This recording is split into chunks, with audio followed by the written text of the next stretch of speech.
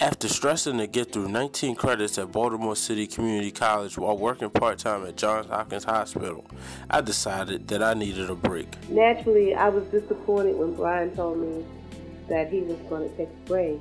And sometimes a break creates a long stretch of idleness, or, he may have started making money and never went back to achieve what he had set out to do. Brian first told me that he was going to take a break from school after he had graduated and received his associate's degree.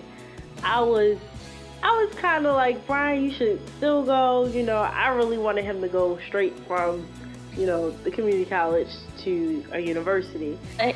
When Brian initially told me he was taking a break from school, I was like, oh shit, he's not gonna ever go back. During my break, life changed dramatically.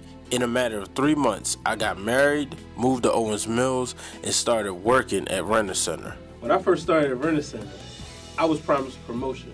So in my mind, I'm gonna go in there and make as much money as I could while my wife finished nursing school. But after 6 months of chasing money that didn't even belong to me, knocking on strangers' doors, getting almost chased and ran out of the neighborhood by big dogs, I said I had to get out of there. In December 2008, my marriage was over, and I moved back into my parents' house. Of course, as a mother, I encouraged him not to do everything he could, and I was concerned that he would see it as a failure, wherein I didn't. I just didn't want him to think that he had given up. I knew I was going to attend Morgan State University. After graduating from Baltimore City Community College, my goal was go to Morgan, study communications, and work for ESPN. But in 2009, when I first applied, they didn't get my transcripts in time. So I was stuck. So I figured, well, I'm at Best Buy, why not keep applying for another promotion? I think that Brian thinks that it was a slap in the face being denied multiple promotions because he's been with the company for a while and he put a lot of hard work and effort into it.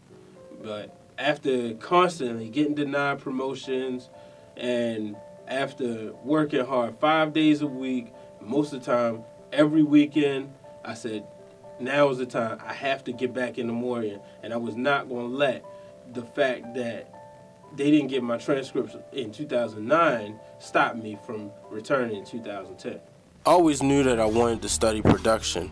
During my time out of school, me and my cousins would get together on Friday nights and make the most random videos. Looking back at it, the production quality was terrible, but I kept telling them, I'm going back to school. Give them all a thumbs up, I appreciate them. I rise with them all day long. It's nothing to, my success.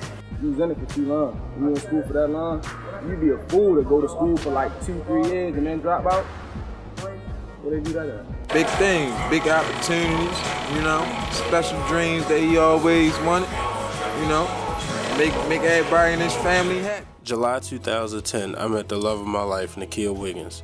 When I told her my story and my plans to go back to school, she was very supportive. I helped him with some of the classes that he was taking because I took some of the classes. I'm a mass comm major.